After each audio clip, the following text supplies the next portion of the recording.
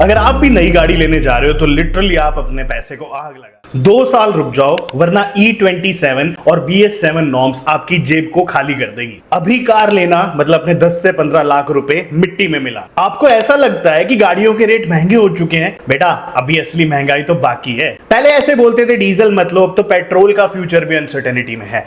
खैर गाइस, ये सारी बातें एकदम सही है और मैं चाहता हूं इस वीडियो को आप लोग एंड तक देखें। दोस्तों एक सिंपल बात सुन लो, अगर आप अभी नई गाड़ी लेने का प्लान बना रहे हो तो उस प्लान को उठा के साइड में रखो और इस वीडियो को एंड तक देखना, क्योंकि मैं आपको सारे रीजंस बताऊंगा जो आपके 10 से लेके 15 लाख रुपए बचा देंगे। इंडिया का ऑटोमोटिव सीन हाल फिलहाल एक रोलर कोस्टर राइड पे है। एक तरफ गवर्नमेंट नई एमिशंस नॉर्म्स लाने वाली है, दूसरी तरफ फ्यूल ब्लेंड चेंज हो रहा है और तीसरी तरफ कंपनियां बहुत तेज भाग रही हैं अपनी गाड़ियों में चेंजेस करने के लिए और उनके प्राइसेस बढ़ाने। तो अगर आप सोच रहे हो हाल फिलहाल गाड़ी लेना सेफ है, तो मैं गारंटी से कह सकता हूं कि आप लोग एकदम गलत रहे हो। तो राम राम जी, कैसे हो सारे? उम्मीद करता हूं बढ़िया होंगे सारे। मेरे भाई बढ़िया होने चाहिए। सबसे पहले राम राम लिख दो। जब जब राम राम लिखते हो बहुत ही अच्छा लगता है, दिल से कनेक्ट। मेरा पॉइंट नंबर 1 है BS7 इज कमिंग सून। सबसे पहले बात करते हैं BS7 की। तो BS7 आज नहीं तो कल इंडिया में आ जाएगा और अनुमान बताते हैं कि 2026 से लेके 2027 के बीच में सरकार जो है BS7 मैंडेटरी कर देगी जितने भी ऑटोमोबाइल सेक्टर है उस। इसका सीधा सीधा मतलब यह है कि अब आपकी जो पेट्रोल या डीजल गाड़ी होंगी उसको और भी ज्यादा स्ट्रिक्ट नॉर्म्स पास करने पड़े। और ये जो नॉर्म्स हैं सिर्फ एग्जॉस्ट तक लिमिटेड नहीं रहेंगे जो हम लोगों ने BS6 में देखा था। ब्रेक डस्ट, टायर के माइक्रोप्लास्टिक्स एंड ना जाने क्या क्या चीजें सब मेजर करी जाएंगी। मतलब छोटी से लेकर बड़ी चीज के लिए अब कार मैन्युफैक्चरर्स को नई टेक्नोलॉजी लानी पड़ेगी। और इसका बिल कौन भरेगा? ना सरकार ना कार मैन्युफैक्चरर्स, सिर्फ आप। अब आपको इसके एग्जांपल के तौर पे क्रेटा की बात कर लेते हैं। मैं आपको एक रियल लाइफ एग्जांपल देता हूं।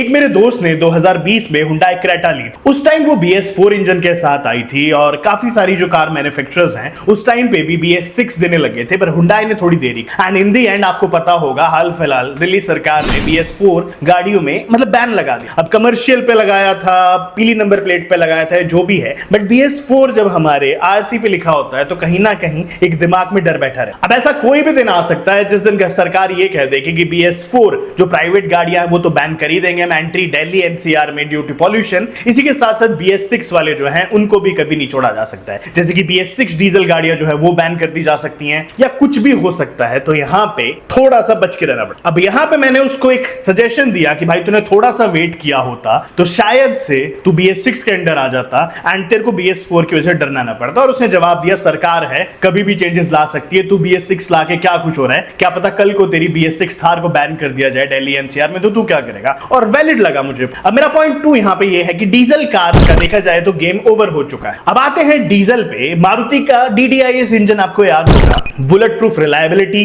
मस्त माइलेज, तगड़ा पिकअप। मतलब कौन ऐसा नहीं है जो आज भी 2025 में भी उस इंजन की बड़ाई नहीं करता, उस इंजन की तारीफ नहीं करता। लेकिन जैसे ही BS6 नॉर्म्स आए, प्राइसेस इतने ज्यादा बढ़ गए कंपोनेंट्स के कि मारुति को ना चाहते हुए भी अपने इस DDIS इंजन को बाय बाय करना पड़ा। और BS6 में तो यहां पे जहां कुछ कार मैन्युफैक्चरर्स पीछे हट चुके हैं, BS7 में इतने ज्यादा स्ट्रिक्ट नॉर्म्स हो जाएंगे जिसकी वजह से डीजल कार्स का जो प्राइस है स्काई रॉकेट हो जाएगा। आने वाले चेंजेस में SCR सिस्टम, DPF, AdBlue सब मैंडेटरी हैं ही। उसके अलावा ब्रेक डस्ट, आपके टायर के माइक्रोप्लास्टिक्स और ना जाने क्या क्या चीजें जो हैं आपको अपनी गाड़ी के अंदर ही समेटनी पड़ेंगी, जिसकी वजह से जो प्राइसेस हैं ना सरकार देगी ना कार मैन्युफैक्चरर, सिर्फ आप। और अनुमान यह लगाया जा रहा है कि गाड़ियों के जो प्राइसेस हैं 1.5 लाख से लेके 2.5 लाख रुपए तक बढ़ सकते हैं। तो जो डीजल की गाड़ियों का फायदा था माइलेज में, वो कंपेयर टू पेट्रोल ऑलमोस्ट खत्म हो जाएगा, जो प्राइस डिफरेंस आता था। हाँ, कुछ हैं मेरे भाई जो आज भी डीजल की गाड़ियों के सिर्फ इसलिए शौकीन हैं कि उनको लो एंड टॉर्क पसंद है, यानी कि जो गाड़ियां हैं वो कम टॉर्क में भी अच्छा खासा पिकअप दे देती हैं। बट अपार्ट फ्रॉम दैट, अगर आप सोच रहे हो कि माइलेज का जो फैक्टर था कंपेयर टू पेट्रोल, वो ऑलमोस्ट आप प्राइस पहले दे चुके हो। चलिए, डीजल वाले तो दुखी होंगे ही, बट अब पेट्रोल कार्स भी सेफ नहीं है। ये मेरा नंबर पॉइंट 3। आप भी सोचते होंगे कि पेट्रोल गाड़ियां सेफ हैं, बिल्कुल नहीं। गवर्नमेंट का प्लान था कि वो E20 जो टारगेट है उसको 2025 के एंड तक अचीव कर सकेंगे, बट वो 2025 के मिड में ही उसको अचीव कर चुके हैं। अब टारगेट है E27 का, जिसका बहुत ज्यादा बकौल हाल फिलहाल आप लोगों ने देखा होगा, हर जगह होने लग रहा है। इंस्टाग्राम पे भी बहुत सारे भाई जो है इसके विरोध में हैं, यूट्यूब पे भी आ रखे हैं। एंड ऑब्वियस सी बात है भाई, हम लोग जब 27% ब्लेंडेड एक फ्यूल लड़वाएंगे अपनी गाड़ी में, जिसमें नितिन गडकरी जी ने खुल के ये बात भी कही है कि आपकी गाड़ी की माइलेज जरूर ड्रॉप हो सकती है, तो मैं महंगा फ्यूल क्यों लूं? मुझे उस 27% मिलावट के तौर पे सस्ता फ्यूल क्यों नहीं दिया जा रहा? खैर ये छोड़ते हैं, E27 के बाद E30 भी आने वाला है। मतलब अगर आप 2025 में भी E20 सपोर्टेड गाड़ी लेते हैं और 2026-2027 तक E27 आ गया तो आपकी गाड़ी की माइलेज और भी ज्यादा ड्रास्टिकली गिर जाएगी। एंड अगर आप वेट करके E27 गाड़ियां भी ले लेते हैं तो 2030 तक E30 लाने का भी प्लान है। तो अगेन 3 साल में आपकी गाड़ी खराब हो सकती है या फिर माइलेज इतनी ज्यादा ड्रॉप हो जाएगी कि आप लोग कैब पे आने पे मजबूर हो जाओ। और ये सिर्फ गाड़ियों तक ही लिमिटेड नहीं है, ट्रक्स के भी कंपोनेंट चेंज होंगे, टू व्हीलर्स के भी होंगे, या जितनी भी गाड़ियां उनमें पेट्रोल डलता है उन सबको E27 E30 के लिए तो भैया डर के रहना पड़ेगा। अब मेरा पॉइंट नंबर 4 बहुत ध्यान से सुनिएगा, मार्केट एंड गवर्नमेंट को सिग्नल। देखो भाइयों, ना ही अभी डीजल गाड़ियां लेना सेफ है, जैसे मैंने आपको पहले ही बताया है कि कभी भी जो है BS6 बैन कर दिया जा सकता है। एंड अगर आप आगे लेने की सोच भी रहे हैं तो BS7 के अंडर ऑलरेडी जो गाड़ी है 2.5 से लेके 3 लाख या 1.5 से लेके 2.5 लाख रुपए के आसपास महंगी हो जाएगी। पेट्रोल में E27 E30 का खतरा है। ईवी की बात करें तो प्रॉपर इंफ्रास्ट्रक्चर है ही नहीं। मान लीजिए मैं मानता हूं यहां से मेरे को 150 किलोमीटर दूर जाना है, बहुत सारे पेट्रोल पंप हैं जिन पे अब ईवी लगनी स्टार्ट हो चुके हैं, चार्जिंग स्टेशन, बट वहां के जो चार्जिंग स्टेशन है उनकी स्थिति अच्छी नहीं है, कहीं पे फास्ट चार्जर नहीं है। कुल मिला के इंफ्रास्ट्रक्चर ईवी का भी अभी अच्छा नहीं हो। तो सोल्यूशन सिंपल है, थोड़ा रुक जाओ, पब्लिक ट्रांसपोर्ट यूज करो, मेट्रो यूज करो,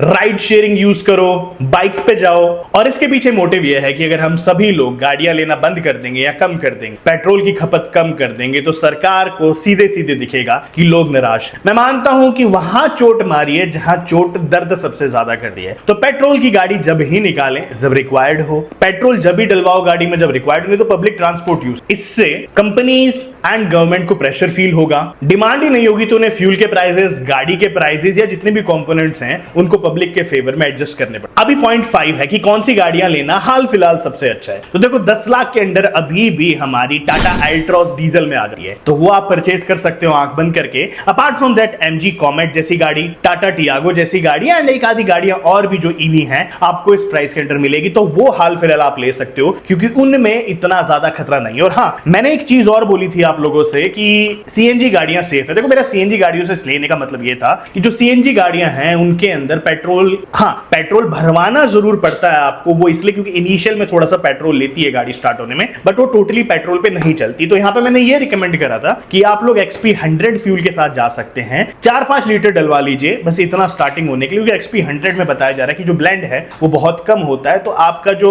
टैंक है उसमें कोरिजन वगैरह का इशू नहीं आएगा। क्योंकि E10 अगर हम जो अपना इंडियन ऑयल का एक एक्स पे पोस्ट आया था उसके अकॉर्डिंग ये था कि E10 ही होता है, 10% इथेनॉल होता है, तो वो न जाने कब से हमारी गाड़ियों में हम लोग फ्यूल यूज करते आ रहे हैं 10% वाला, तो वो इतना खतरनाक फ्यूल नहीं है मेरे हिसाब से। तो हाँ, CNG वाले में भी सेफ। अपार्ट फ्रॉम दैट देखो भाई, मैं आपको ये बताना चाहता हूं, अभी रुक जाइए, बहुत सारे मेरे भाई पूछ रहे हैं टाटा पंच कब आएगी भाई, E27 कंप्लाइंट आएगी जितना मुझे लग रहा है, ब्रेजा भी आएगी, स्क्यूडो भी आएगी, बुलेरो भी आएगी, बहुत सारी गाड़ियां E27 के साथ ही आने वाली है, क्योंकि उन्हें पता है अगर वो E27 के साथ नहीं लाए तो भैया कस्टमर इन गाड़ियों को नहीं खरीदेगा। ऑब्वियस सी बात है, आज की डेट में कोई इतना पागल नहीं है कि आप उन्हें E20 की गाड़ी चेप दीजिए बोल के E27। सब पढ़े लिखे हैं, सबको बुकलेट देखनी आती है, अपने मैनुअल देखने आते हैं। अगर यहाँ पे कंपनीज जो है थोड़ी बहुत होशियारी ये भी कर दें कि भैया अपनी मैनुअल पे वो लोग बोलते हैं हाँ E27 कंप्लाइंट और इंजन वही दे दें, तो उन्हें वारंटी देनी पड़ेगी। आपके दिमाग में कोई टेंशन यहाँ पे नहीं आने वाली है। खैर यही मैं बोलूंगा भाई, बुलेरो फेसलिफ्ट भी, जितनी भी